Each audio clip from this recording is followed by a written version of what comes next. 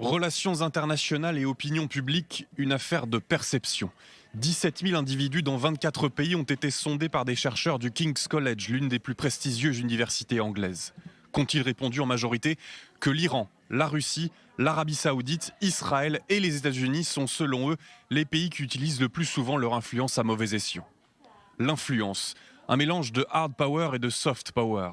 Le pouvoir militaire, économique et politique forment le hard power, quand l'emprise culturelle, idéologique, touristique et sportive forme, elle, le soft power, une influence plus indirecte basée sur la diplomatie de la persuasion.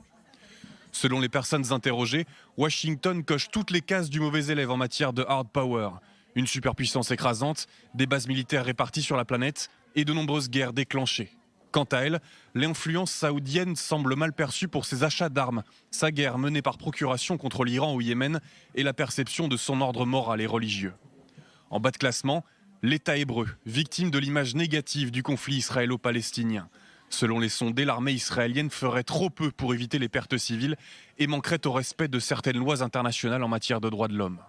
Parmi les bons élèves, l'Allemagne, le Canada, mais aussi l'ONU, qui résiste aux critiques sur son incapacité à résoudre les conflits et sur la structure de son Conseil de sécurité accordant un large pouvoir à une poignée de pays.